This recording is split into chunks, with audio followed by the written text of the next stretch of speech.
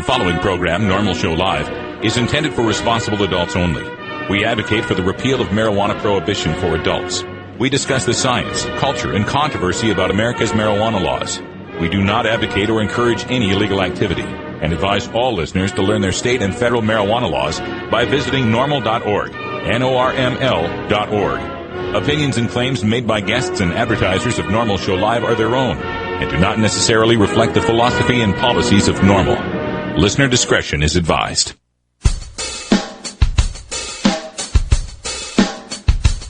You take a seed, you plant it, you grow it, you dry it, you roll it, you smoke it. You take a seed, you plant it, you grow it, you dry it, you roll it, you smoke it, and it goes down smooth. Hey! Spanning the continent to bring you the truth about cannabis and marijuana law reform. I smoke pot and I like it a lot. From the promise of legalization. And I think we need to make it decriminalize our marijuana laws. To the agony of prohibition. One major responsibility is to encourage people to use less drugs. The National Organization for the Reform of Marijuana Laws presents Norml Show Live, Marijuana Nation. Now, here's your host, Norml's outreach coordinator, Radical Russ Belville. Good afternoon, tokers and tokettes, and welcome. It is Friday, November 18th, 2011, and it's got to be 420 somewhere in the world. Welcome to the end of the week, and onto the weekend. We're going to have ourselves a good time on today's show, because it's our last show before holiday vacation. Taking a vacation for Thanksgiving week here, this next following week, and then the week after that, we'll be in Key West for the Key West Legal Seminar with Norml and my 10th anniversary second honeymoon. So that'll be a lot of fun. So going to take 2 weeks off of the show. In its place, we'll be playing some best of stuff. And I got this great suggestion the other day from the chat room. They said, you ought to play some of the old Chris Goldstein Norml Daily Audio stashes from before when I was on the show. So, yeah, we'll go back to our original host. I think he's even got an interview with Ron Paul in there that would be still somewhat topical, so we'll bring that up and see what other stuff we can find. We're also going to be doing some re-records and some fixes of some of the old stuff that's been, just bugging me for the past couple of years here on the show. Finally get some downtime to solve that. So, that's what's happening over the next 2 weeks. We'll be back on December 5th with new shows after that. Now, coming up on today's show, we start off with your hemp headlines. We've got all sorts of interesting headlines on today's show. A new poll out from CBS News on marijuana legalization, but more importantly, in my mind, some of the information it tells us about the public perception of medical marijuana that we really need to watch out for. Copenhagen, Denmark is voting to legalize marijuana, even as Amsterdam and the Netherlands are starting to restrict it a little more. A lawyer in Nebraska tries to get an NE420 license plate. We'll tell you what happened in that case. And in Washington State, John McKay, the former prosecutor, the one that put away Mark Emery, he's actually supporting I-502, the Washington Legalization Initiative.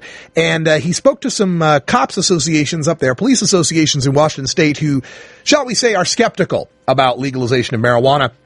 And finally, a $3 pot bust in Lake County and the devastating effects this could have for one young man in California. So we'll get to all of that in our hemp headlines right after the first break. Also on today's show, Norml Rocks with Herb Thrasher's Herb Thrasher is here for our Rockin' Friday today. He's going to bring us some music from Green Sky Bluegrass. That'll be very interesting. He'll be calling in. Also, later tonight, there'll be a live edition of Norml Rocks with Herb Thrasher with all that great hard and heavy music that you love on your Friday nights. Then we've got Steve Bloom from CelebStoner.com joining us at 5:30 to tell us the latest in celebrity entertainment news. And at the end of the show, I'm going to take some time to discuss my dream and my vision of the Norml Network and the future here with Norml. So stick around for that. All coming up next on Norml Show Live. This is Norml Show Live, the voice of the marijuana nation. The law offices of Omar Figueroa would like to remind you to stand up for your rights. Please do not give up your precious liberties. There's nothing wrong with standing up for our constitutional rights, and in fact, it's the only way to honor the Constitution that gives us these precious rights. Treat law enforcement with respect and respect the Constitution by standing up for your rights. If you are detained or arrested, stand up for your rights by repeating, I respectfully invoke all of my legal and constitutional rights. I do not consent to any search or seizure. I want to remain silent, and I want to speak with my attorney, Omar Figueroa. Omar Figueroa has more than a decade of experience in federal and California courts and graduated from Yale University, Stanford Law School, and Trial Lawyers College. Please contact the law offices of Omar Figueroa at 415-489-0420 or 707-829-0215. Or on the web at www.omarfigueroa.com. You are listening to PodSafe Music. Weedmaps.com. I'm Radical Russ from Norml. In my job as outreach coordinator, I travel every month, and when I'm on the road, I need a fast, accurate way to find the medical marijuana dispensaries in the area. So I turn to Weedmaps.com. Weedmaps.com has the best dispensary locator online or on your mobile device. Search by zip code or let Weedmaps find you, and in seconds you'll have the addresses, phone numbers, and customer service reviews for the medical marijuana dispensaries in the local area.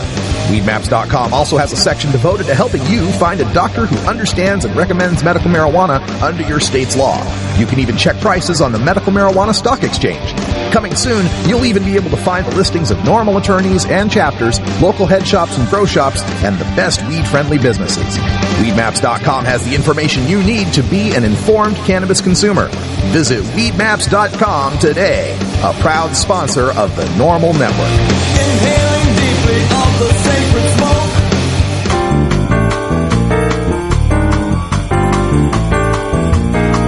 Medical marijuana, industrial hemp, consumer cannabis. It's time for this week's Norml News with Cannabis Carey. Cannabis Carey has the week off. I'm Radical Russ with your Norml News. A new CBS News poll confirms some troubling data for legalization and medical marijuana proponents.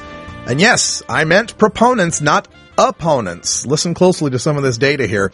The latest poll to ask the American people their opinions on medical marijuana and marijuana legalization reveals some disturbing trends for opponents of marijuana prohibition. According to a recent CBS News poll conducted at the end of October, a slim majority of 51% continues to think that marijuana use should be illegal. But support for specifically allowing doctors to prescribe medical marijuana for serious conditions or legalized medical marijuana is far stronger. 77% of Americans think that should be allowed. Now, that's the good news there, because CBS's poll compares well to the bulk of polls on this issue over the past 2 years, which have ranged from 40% to 46% support for full legalization. It's interesting to note that no news organization has ever shown a poll with majority support for full legalization. The 5 polls that show 50% or greater come from Zogby, Angus Reid, and Gallup, polling organizations rather than news organizations. Interesting to speculate why they'd get better results in polling organizations than they get in news organizations. And also, whenever we talk about these polls about people supporting legalization, remember, this is someone calling you on the phone randomly, a complete stranger, asking you what you think about illegal drugs, breaking state and federal laws. So, you have to adjust a little bit, figuring a lot of people might not be exactly honest on these. But here's where we get to the disturbing part for medical marijuana proponents. Still, even though most Americans support this, just 3 in 10 believe that the marijuana currently being bought in this country under state-authorized medical marijuana programs is being used in the way it has been authorized for alleviating suffering from serious medical conditions. Now, in previous posts, we've noted the gap between medical only and full legalization has shrunk from 44% to 20% in the Gallup polls. And what that means is the difference between the people that support medical only and the people that support legalization, complete legalization, used to be like 70% for medical and about 30% for full. Full legalization's gone up. Medical stayed just about the same. So that gap has shrunk for people that only believe in medical marijuana. Now, this CBS poll shows that 77% nationwide, shows 77% support nationwide for, quote, do you think doctors should be allowed to prescribe small amounts of marijuana for patients suffering from serious illnesses, end quote. But also shows only 31% of the country believes, quote, marijuana that is being purchased in this country through state-authorized medical marijuana programs is being used to alleviate suffering from serious medical illnesses, end quote.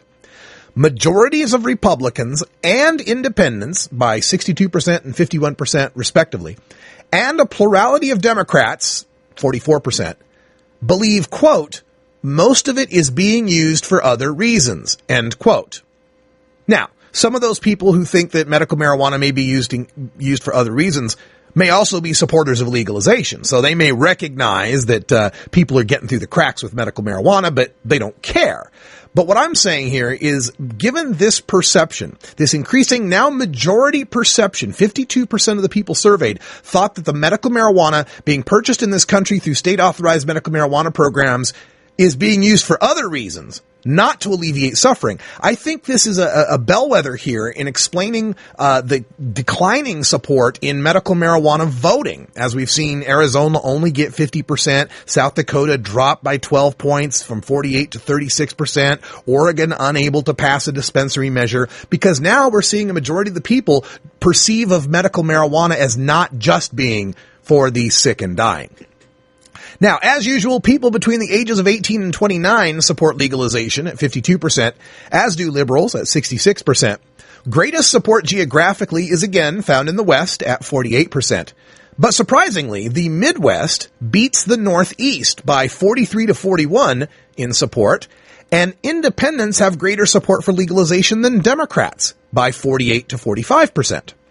Also, as usual, and still vexing for legalization proponents, is the gender gap of 11 points between men and women. Men support legalization at 46%, women support it at 35%. We've seen this in the Gallup polls, and almost every poll that brings this up that breaks it down by gender shows between an 8 and 11 point gap in the support for marijuana legalization between men and women. I encourage everyone to check out the Norml Women's Alliance at norml.org/women to check out our strategies and communications programs to reach out to women to help make up that gender gap.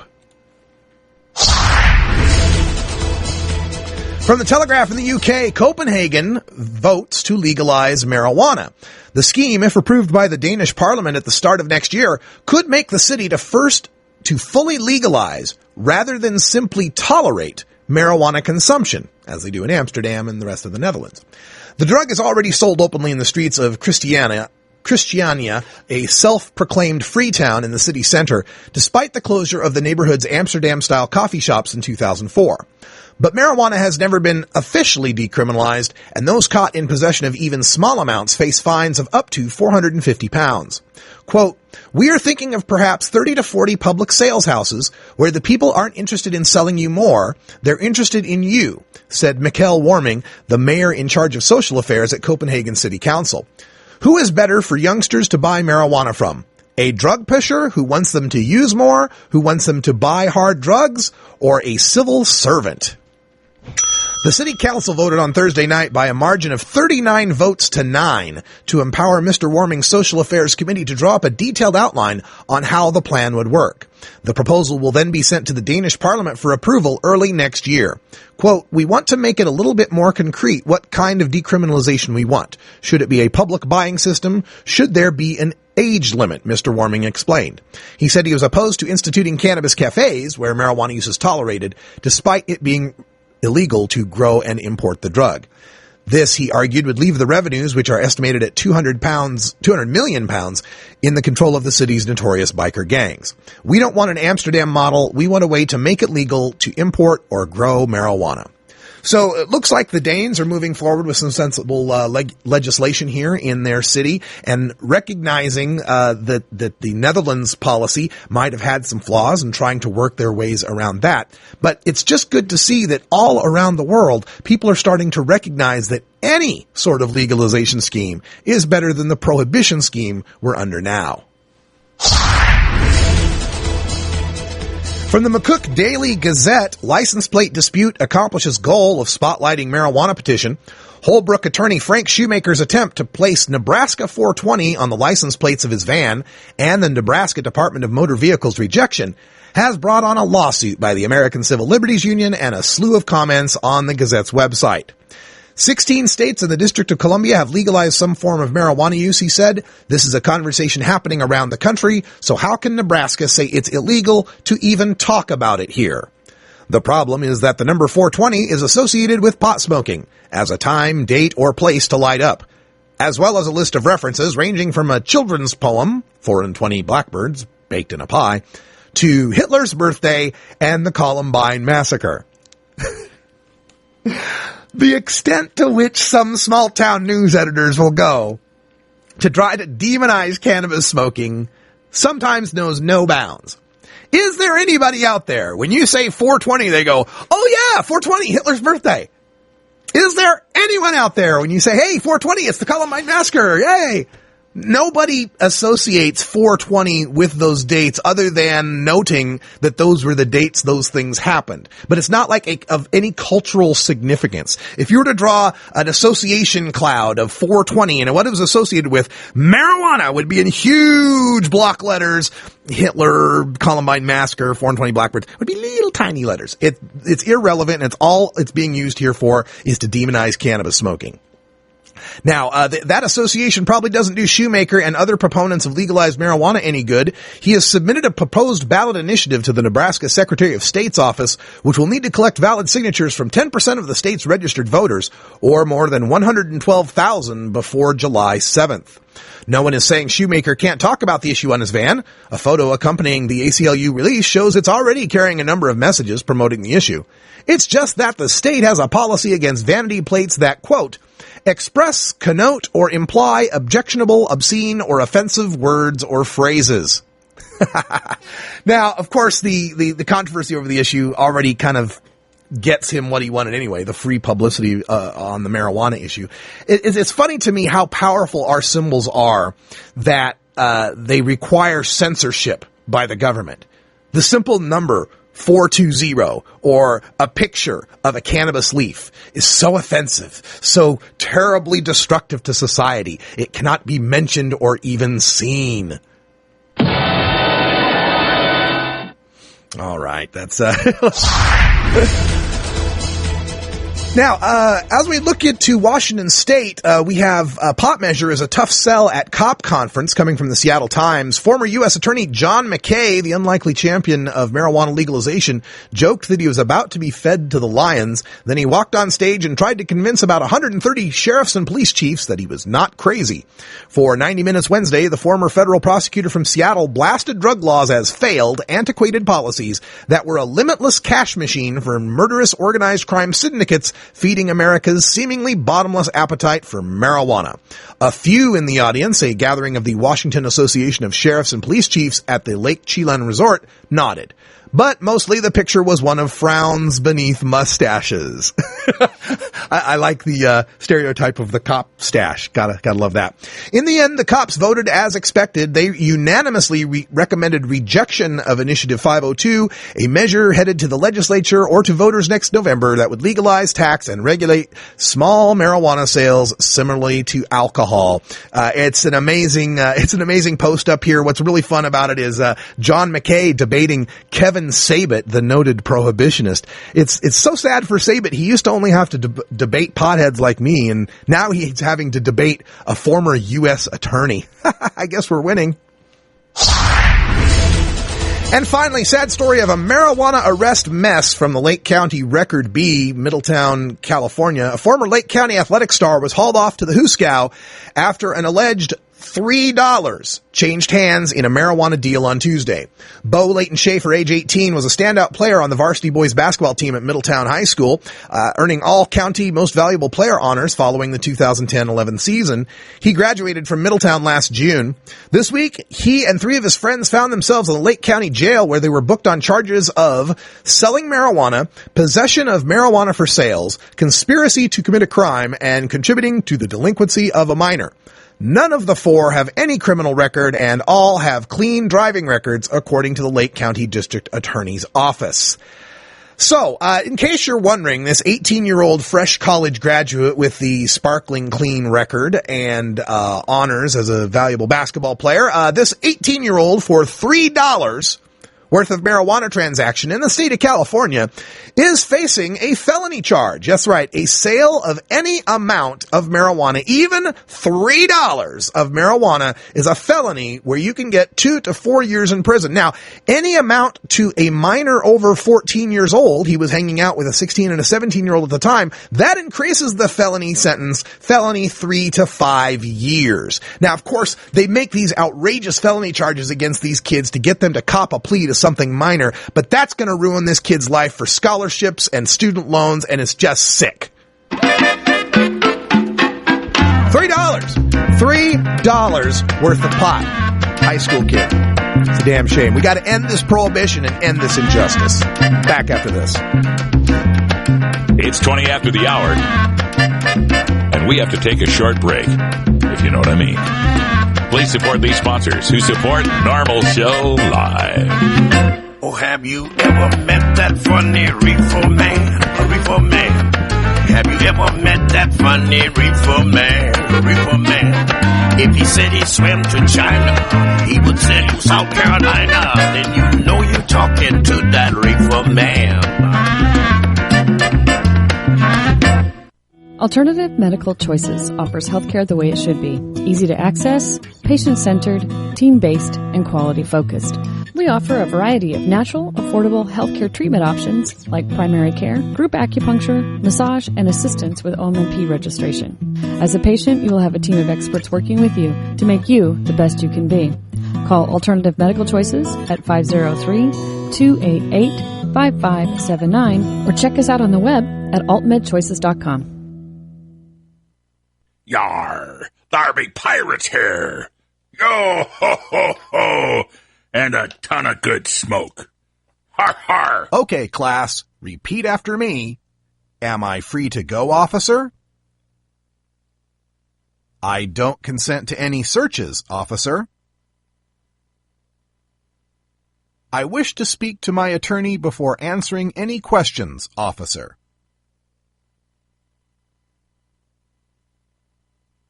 These 3 phrases may help your attorney keep your ass out of a jail cell someday. So memorize them and use them.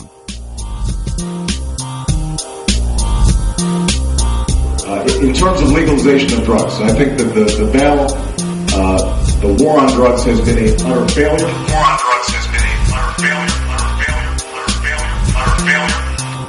And I think that we need to rethink and decriminalize our marijuana laws. The war on drugs has been a utter failure. Criminalize our marijuana laws. The war on drugs has been a utter failure. Criminalize our marijuana laws. The war on drugs has been a utter failure. Criminalize our marijuana laws. Norml Show Live, where we don't change our position on decriminalization in an election year.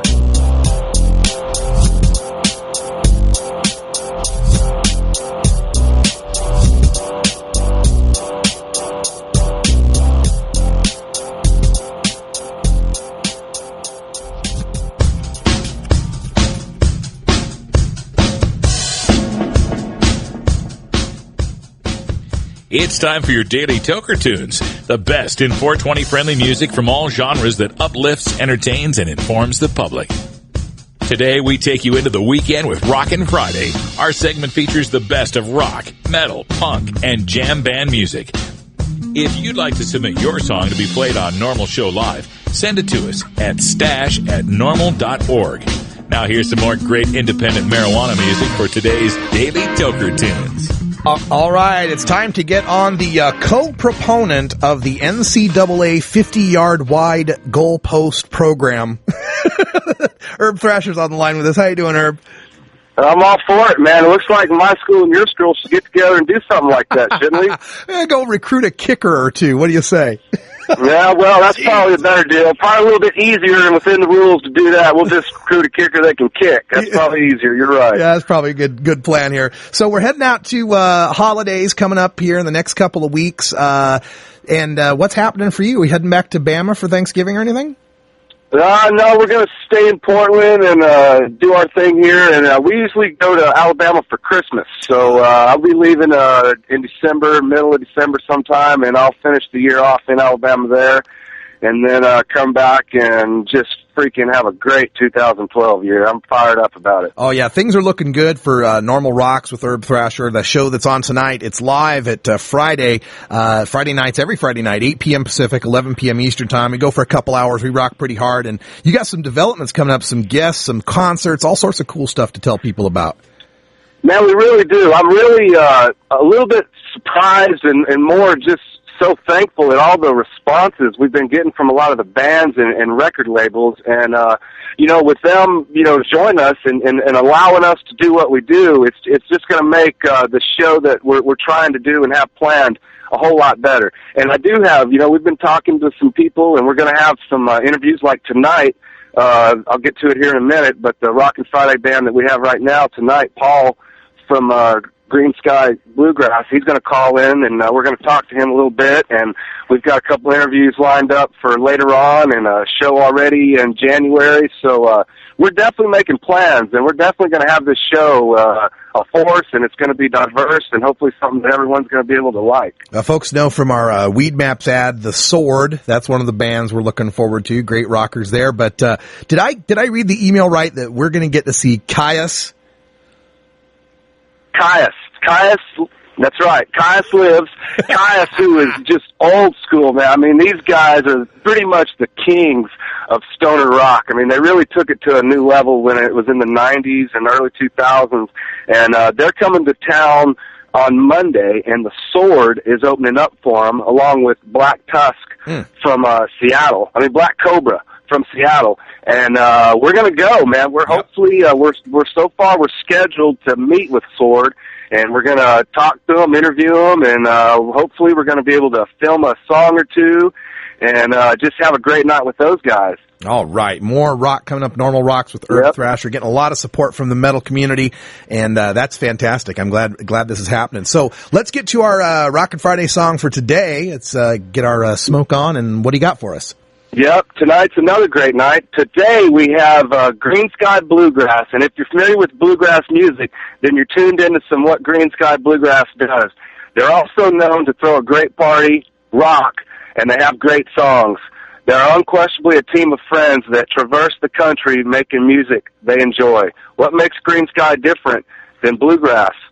Poignant rural ballads about real people, dobro sounds that Jerry Douglas or Jerry Garcia would love. Who knows? It's a mixture of things, but they've got it going on. This quintet from Michigan has been staying up late at all the cool festivals and stopping by to play your favorite clubs and theaters across America for 11 years now. Nearly 175 shows later, they're here rocking still again today. And Green Sky Bluegrass isn't slowing down. At the start of the millennium, some of these guys met, then they met more guys. They thought Green Sky was a clever name for a bluegrass band. And so I just read this, Green Sky, us at Norml, we're always going to say, yeah, green, green, yeah. Well, if you think about it, dude, it's kind of clever, but bluegrass, and so they're saying Green Sky. And so that's kind of where they got their little name from, and it's just a cool little catchy thing, and they just have fun with it. And so now, fast forward to 2011, they've recorded their fourth studio album called Handguns. And among them, the words like proud, killer, and damn right have been spoken in regards to the music. And the song that we have picked out today is Don't Lie. And I think that pretty much speaks for itself on what's going on here. And tonight, they're in Portland. We're going to go see them at the Crystal. We're going to talk with Paul tonight on Norml Rocks. And so you guys tune in, check it out, support Green Sky Bluegrass on their MySpace, Facebooks, and website. And have a great weekend, guys. Rock on. Right on. This is Green Sky Bluegrass with Don't Lie. What I'm up to. Why can't people stay the same? I don't want to change. It's getting cold again and there's pain in my fingers. It's the way it's been lately. It could be worse, I figure. Why can't people stay the same? I don't want to change. And it doesn't make sense for spending moving ladders where the ceilings ended. It was supposed to be an easy ride, but somebody lied. Don't lie.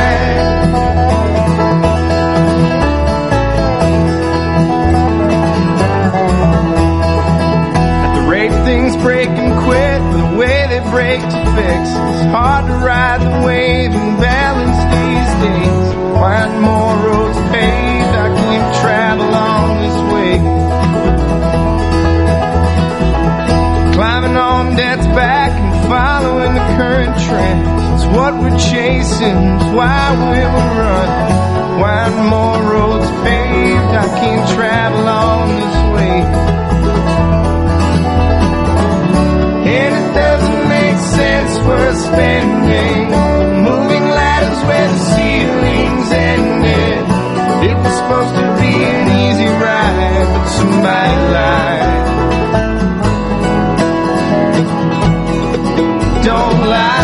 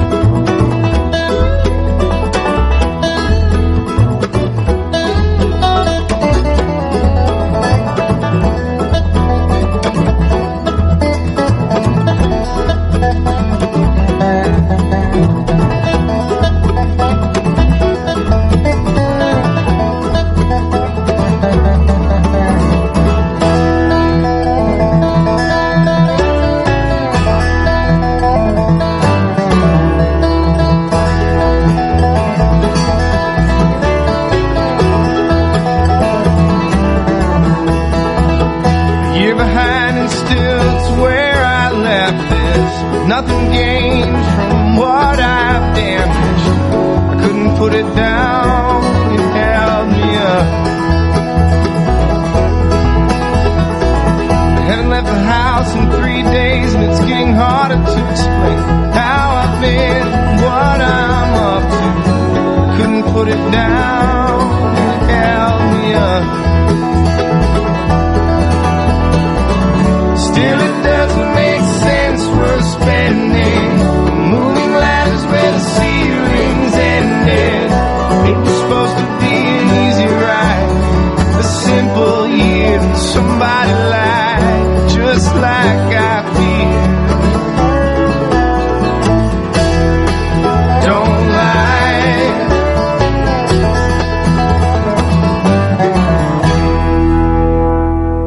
You want a copy of that song for your iPod? Check out the Daily Toker Tunes at the Stash blog by surfing to stash.norml.org and choosing Media and then Toker Tunes from the main menu. Ever wonder how often to change your bong water? The most effective method for baking pot brownies? The best destinations for a ganja getaway? How to hide herb in your car? Whether to grow your own? How precisely to legalize it? Or how something as wonderful as marijuana ever got to be illegal in the first place? Finally, you can find all these answers and much more in the official High Times Pot Smoker's Handbook, featuring 420 things to do when you're stoned. Since 1974, High Times Magazine has covered marijuana in all its aspects and wonders, from cultivation to legalization to the herb's enduring and exalted place in popular culture. Packed with inside information, the official High Times Pot Smoker's Handbook rolls all of this collected wisdom together into a single indispensable ganja guide, including an entertaining look at marijuana's history, profiles of herb-friendly travel destinations and festivals, favorite potluck recipes from the High Times staff, smoking skills, advocacy and activism, essential marijuana movies and songs, profiles of famous cannabis strains, comprehensive growing information, celebrity endorsements, and much more. This is truly, finally, the ultimate guide to green living. I know nothing. Nothing. Hi, this is Alan St. Pierre, Executive Director of Norml. We are the oldest, largest, and best-known marijuana law reform organization in America, and it's all because of your support. Take some time to join Norml at www.norml.org. Your membership supports this podcast, our websites, our policy research and analysis, and our annual conferences. Changing marijuana laws is a grassroots effort, and it starts with you, the stakeholder. Join Norml today and add your voice to the millions of cannabis consumers who demand equality with our beer-drinking friends.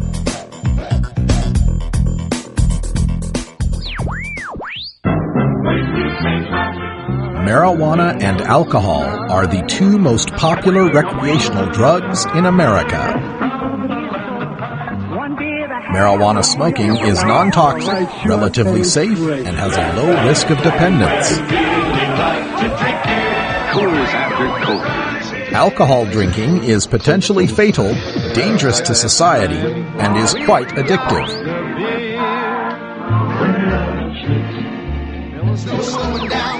Marijuana is safer, so why are we driving people to drink? That's the question of the new book, Marijuana is Safer, So Why Are We Driving People to Drink? By Paul Armentano, Mason Tvert, and Steve Fox. Visit Amazon.com or ChelseaGreen.com today to order your copy of Marijuana is Safer, or visit MarijuanaIsSafer.com. Everyone move. When I get inside, nice. Marijuana culture is infused throughout America and the world. As we round out the week, we take a look at the 420 phenomenon in movies, TV, music, and sports with former High Times editor and author of Pot Culture, Steve Bloom, in our CelebStoner.com entertainment news. All right, we reached an odd Friday, and that means it's time to bring Steve Bloom back from Brooklyn, New York. How you doing, Steve? Hi, Russ. You calling me odd?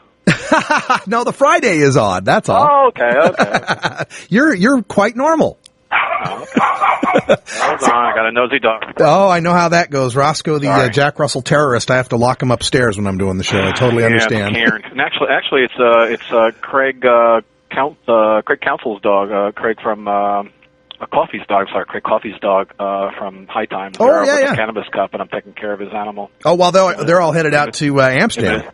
Him and his wife. Yeah. Excellent. So you are the dog sitter for the Cannabis Cup. That's really cool. Well, at least for my neighborhood, anyway. That's really cool. Hey, yesterday when I got on the air, I got up early in the morning, and of course the N17 thing was going down. The footage from Portland was unbelievable. We got that famous Oregonian shot now, the woman getting pepper sprayed right in the face. I know you've been covering a lot of what's going on the New York side over there with Occupy Wall Street. I saw your post up about the library. Give us some flavor of what's going on there up in Zuccotti Park and all of the Occupy stuff. Well, what a week. I mean, I'm sure it's been, what a week. Hold on. Hey! Stop it. Sorry. Sorry about that. It's just, of course, shit went down on Monday night when the police, just pulled their surprise raid on Zuccotti Park. Zuccotti Park is the epicenter of the Occupy Wall Street movement. I mean, it's spread all over the country, but it started here, and this is where it really commands the most media attention. Yeah. And so I look at Zuccotti Park as New York's free speech zone at this point. It's kind of a mecca for free speech, and it's for everybody in New York and anybody who's coming into New York and people from around the world. It's a tourist destination at this point. Well, it was, and I don't know if it will remain because of what they did to the park. They went in there, they shut the media out. They went in, they just threw everything out. There was tents and bags and slim bags and all the belongings. There was the 5,000 book library that they threw away, which has just completely incensed and infuriated me, and of course a lot of other people. I contributed a book to that library, my Pot Culture book, and signed it to them, so I kind of take it personally that they kind of took my book with all the other books and essentially burned it. Yeah. You know, everybody's making comparisons to Fahrenheit 451. You know, how do you suppress dissent? Burn books. Yeah. Well, this is pretty close to what they did. So going back to Monday, you know, when I heard the news early in the morning, you know, I went to the park. It was closed. It was, you know, cops had taken over the park. Everybody was on the outside waiting to get in. Well, hours and hours and hours went by until I finally opened the park at 5:30 that day. And, you know, the media just wants to portray the protesters as violent, you know, unscrubbed, dirty hippie kind of stuff. And you know, that's not what I see. I mean, I see a real mixture of people down there from all generations and all races. And there was no violence. There was no attempts to storm the barricades. There was no throwing stuff at the police. There was some verbal abuse to the cops, but nothing. We and everybody else waited for hours to finally get in. And when we got in, it was sort of jubilant. Now, they set up some new rules. The rules are no tents, no sleeping bags, no large items, no instruments, no drums, no everything. You know, you can have food in there, fortunately, so they can have a kitchen and serve people. But in the couple of days since then, I haven't been back. I'm going to go after I finish this interview and go back into Zagatti Park. I live in Brooklyn, and go visit and see what's happening, because I'm not sure where people are staying now, because I don't know if they're throwing them out if they try and sleep in the park. It's getting cold, too. You don't have tents. You don't have tarps. You know, so how can you really, you know, that's sort of the city's plan, you know, to shut down the park by not making it impossible for people to stay there, just by not allowing them to have things that they can protect themselves with. And so I'm not really sure what the status is. I mean, but I'll tell you, you know, yesterday as a response, it was planned already, and a lot of people think that the eviction was set up to try and deflate the day of action yesterday. Well, it was the opposite. It was probably twice, 3-4 times larger than it ever would have been. And, you know, I haven't been a big marcher so far. I've more been interested in Zuccotti Park and, you know, making sure that that remains the way it is and it should stay, you know, and protect that, you know, that place, that free speech zone. So that's been my main focus, is going to Zuccotti and just, you know, hanging out with people and just taking in, you know, the whole scenery of what's going on there. But it kind of like, once they threw everybody out of the park, and I kind of like joined in, essentially. You know, I've been sort of an observer as a media, but now I feel like I'm part of it. And when we entered the park, you know, I entered the park not just as an observer, but as a participant, you know. And that night, amazingly, at 6 o'clock, right 5:30, we're in the park. At 6 o'clock, all this food came in. I mean, where it came from, nobody knows. I mean, they know. But, I mean, trays and trays and trays of catered food. Pasta, salad, pizza. There was so much food. That's probably why a lot of the homeless people gravitate to the park, because there's so much food. Sure. Well, there was probably more than ever. They had so much food just to sort of to celebrate getting back in the park. Plus, people were probably really hungry, standing out there for hours all day long waiting. So it was really a great celebration, a huge General Assembly. And then they were literally walking around with trays of food on plates and handing them out to people. It was like waiter service at Occupy Wall Street. It was hysterical. They had so much food. It was great. So you know, that was sort of a good response to all of that. I left at 10 o'clock that night because there was sort of like I don't know, like a curfew that they were kind of throwing around. It was at 10 o'clock, but it really wasn't, and they didn't throw people out. They basically said you can stay in the park 24 hours. You can't sleep, you know. So what are you going to do? You're going to be in the park, you know, at 5 in the morning not sleeping? Yeah. So I don't know what exactly is transpiring now. I'll have to let you know, next week or the following week. But so then yesterday was the huge protest, and so it started early in the morning with, going after Wall Street. And there were some incidents there, with the police and some arrests and a couple of people bloodied and some problems. But what I see is a very peaceful movement here in New York. It's very, very peaceful. I've not seen any, signs of violence any time I've been around. And so yesterday's march was like, okay, I'm going to go march. Finally, I'm going to dive in. I'm going to march. And so I picked up the march as it was coming down from Union Square. And it was a long march heading down to Foley Square. It was huge. Now, the papers today were saying, oh, it was small. It's over. Bullshit! It was huge, and it got bigger and bigger as the march went on, as people kept joining. So we got down to Foley Square, which is like in shouting distance of City Hall. huge crowds there. I mean, tons of cops, police horses, everything, but not one confrontation. They had a sound system there, played some, little rap and speeches, and then they say, hey, we're going to the Brooklyn Bridge. And then slowly but surely filed, down farther downtown and made it across the Brooklyn Bridge. And it was sort of a jubilant thing. But the beauty of it was, going down there, singing along with people, the chants, all the unity, the unions, the students, the Latinos, all the different people, spectrum of New York. The melting pot of New York was all there. And they want to say it's just one group of people, sort of squatter hippies that are running this whole thing. Not true. I agree. That's not what I see. And so, the media, the way they're portraying it in New York, the Daily News and New York Post, maybe the Times is a little bit better. It's been, a lot of tabloid, attacking of the protesters and, time to go away, get a job, the classic bullshit get a job line. Right. And, so before that yesterday, long day yesterday.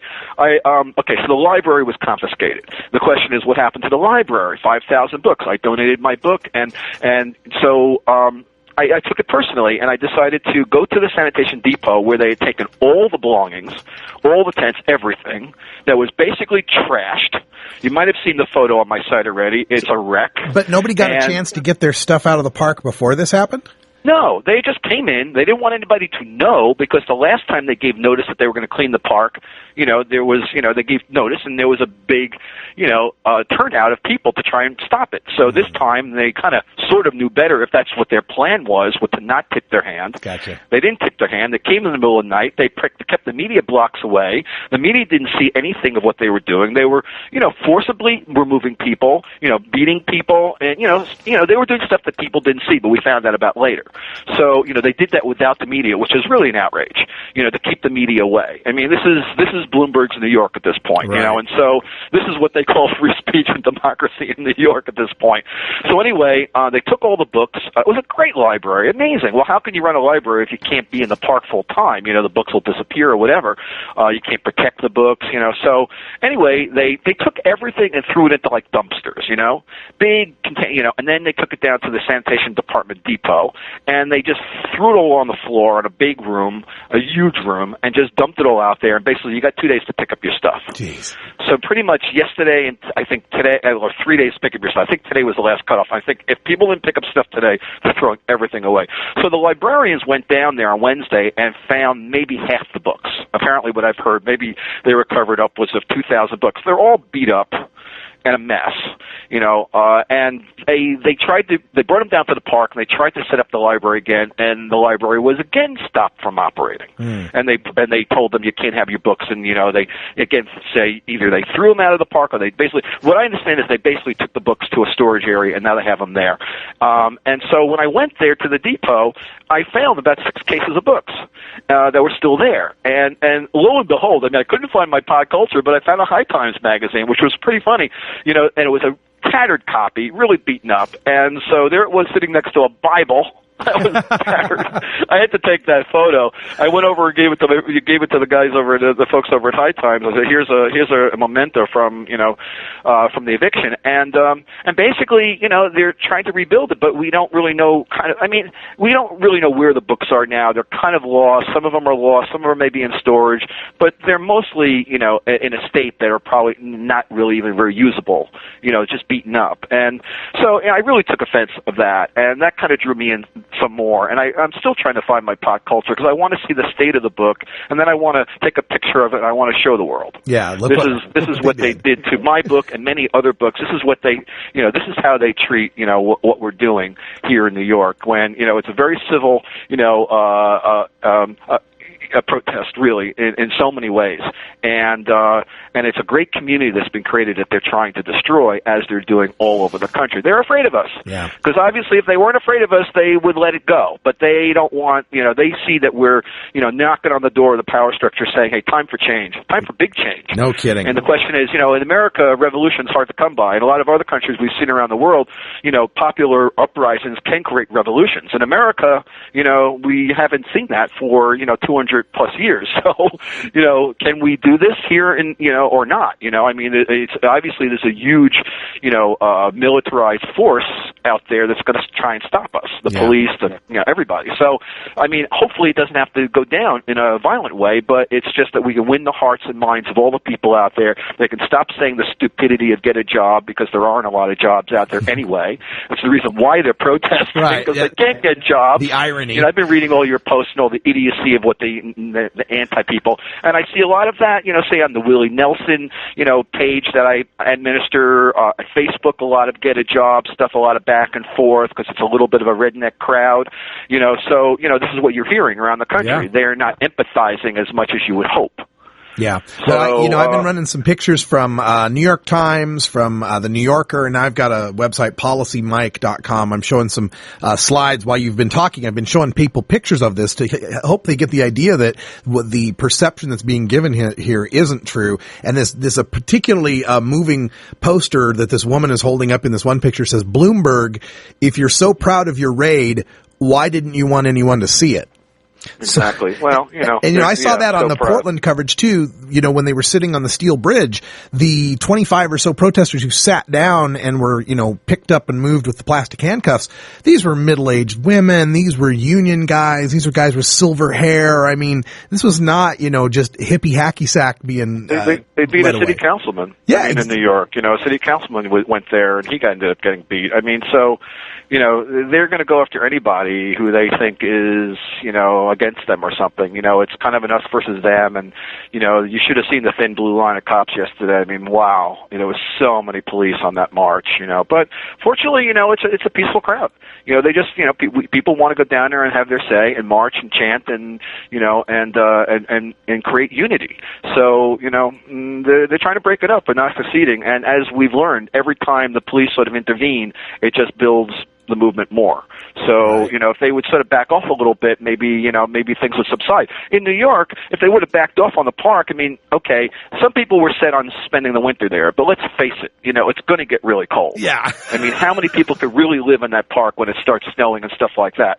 Now, they were starting to build a wooden cabin in the park.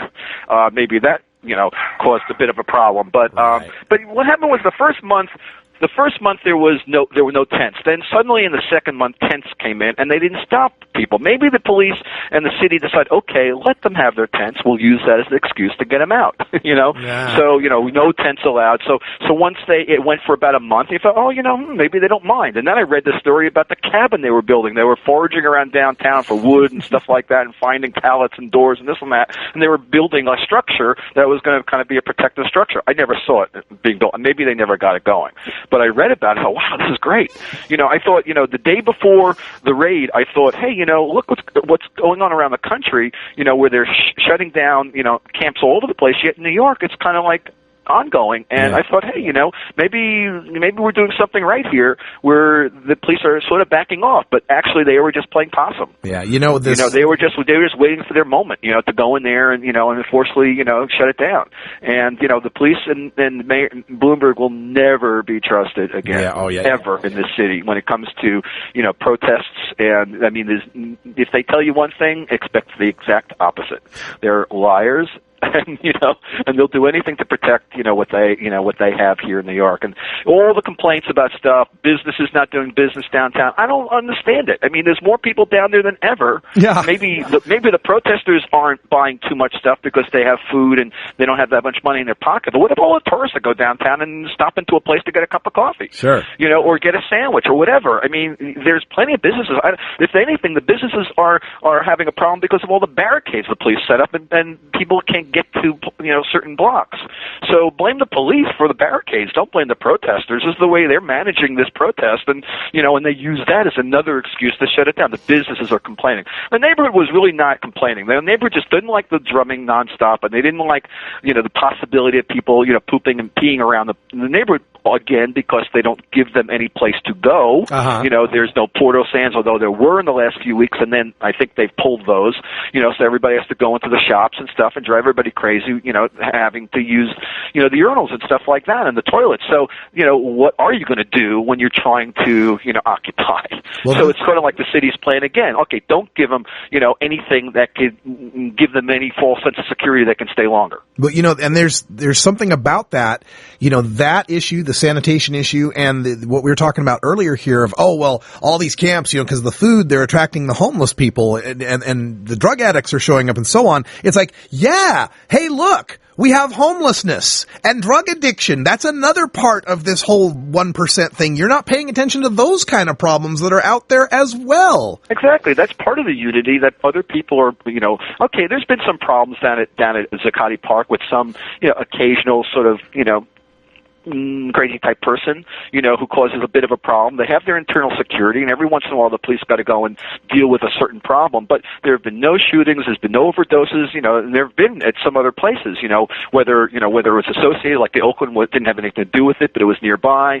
There have been some overdose deaths at some of the camps, Vancouver, and but there's been just no on-site violence other than a stray occasional sort of issue that, that you're going to have when you have a lot of people in one place. Yeah. So, they just blow everything out of proportion, to make it seem like, it's just a despicable kind of scenario of what's going on down there. When you go down, you go, wow, what are they talking about? Yeah. It's a really nice scene. It's, there's a sort of a kookiness about it, with certain people walking around with their individual, signs and stuff, and they'll just talk about their thing and people soapboxing. But that's free speech. Let people have their say. And obviously the community is very democratic in terms of, communicating with each other. There's really not a top-down. Maybe there's a little bit of an invisible top-down, but you don't really see it. So basically, people feel that they're making their own decisions. Yeah. And that's amazing, really. Obviously it makes it a little hard to do things because you want everybody involved and you want everybody to hear it, so you have to repeat it over and over again, but it's very democratic. Yeah. You just have to have a lot of patience and sit through the GAs, because they go on a lot longer than they probably would if you didn't have to repeat it 20 times. Right, if we could put a PA up. If they let you have a megaphone or something, then you wouldn't have that problem. Right. But no, you can't even have sound. Right, it's ridiculous. So it's all these things that, so they find an alternative, using the people's mic, and that seems to work. Now that's kind of like mic check is sort of like the universal term, for people to sort of focus attention. Yeah. At the Rainbow Gathering, everybody goes, focus, focus, focus, when they want to get people to focus attention in a large group. Focus. So mic check is kind of the same thing. Right and the Rainbow Principles run through this, through Occupation Wall Street anyway, of consensus, of sharing food, of sharing everything, yeah, basically, of living together as a community. What has happened to the Rainbow family when they go into national forests all over the country? They get same treatment. Yeah, They've been thrown out of forests. They've been arrested in the same way. You can't be here. Yeah. It's the same issue. Whose land? Whose property? Whose park? Yeah, where can you just who's be? National Forest? Yeah. And they throw you out when, like, hey, we're the taxpayers. Who owns what? Yeah. And so, so there is a lot of comparisons to the Rainbow, which is fair. Not that the whole community looks like the Rainbow family, but the principles are there. Yeah. And I think that's a good principle. That's sort of what drew me in, because I've been to the Rainbow gatherings and I like those principles, the communal principles of, of creating, a large community and everybody sort of pitching in. Yeah. And that's what's really been happening here. And so, I don't know, I think it's great, but, it's a struggle. Yeah. Well, I'm glad we've got you there, with a direct line to what's going on there so we can give people the unvarnished truth of what's going on. And Steve, we're at the end of the hour here, so I got to wrap it up. Hey, thanks for giving me so much time. And I recommend people please go to the Celeb Stoner and take a look at that page that I wrote, In Search of the Lost People's Library. Yeah, it's really got the photos. You really see what things look like and what they did to the books and what and all the belongings that are sitting there are probably going to get trashed by tomorrow. Yeah, check it out, celebstoner.com for the latest in celebrity entertainment and cannabis news. Thanks, my man. Talk to you. Bye. All right, and we got to wrap things up here, but one other thing I'd like to point out, I keep hearing on this Occupy thing, oh no, it's going to cost $8 million in overtime to clean up all of these parks. Do you realize that Mayor Bloomberg, last time he ran for re-election, after it was a term limit thing, and he said, oh no, I guess really I didn't mean that term limits apply to me. But anyway, when Bloomberg ran last time, you know what he spent on his re-election campaign? $102 million. So don't complain to me about $8 million to clean up a park when you're spending $102 million to get the cushy job you got. And that's his own money. The guy's a billionaire, right? So, those arguments don't go well with me. And the other, police propaganda argument that we're getting out here in Portland, Oregon is the, lieutenant who was on the local news saying, well, because of all these Occupy Portland demonstrations and having to have the police force for them, there was a rape call the other night, and it took us 3 hours to send someone out to that lady. As if, they didn't have a whole bunch of other officers that were working drug cases at the time, perhaps, that they could have sent over on the rape case. Sorry, for those who have been fighting against the drug war, the actions of the police during this whole Occupy thing is nothing surprising. Long times to get to a 911 call? Tell that to my friends in the hood. They'll laugh you right out of the room. Talking about people's rights being trampled on, not being able to exhibit free speech, those of us in drug law reform have known a long time about this. We're glad that the rest of the country is starting to see things our way. Hey, that's all the time we've got, and this is it until December 5th. So thanks for joining us on the podcast. Those of you sticking around live, stick around for Hour 2 Toker Talk Radio. I'm Radical Russ. Until next time, take care of each other, tokers. This is Norml Show Live, the voice of the marijuana nation. You take a seed, you plant it, you grow it, you dry it, you roll it, you smoke it. You take a seed, you plant it, you grow it, you dry it, you roll it, you smoke it. You take a seed, you plant it, you grow it, you dry it, you roll it, you smoke it, and it goes down smooth.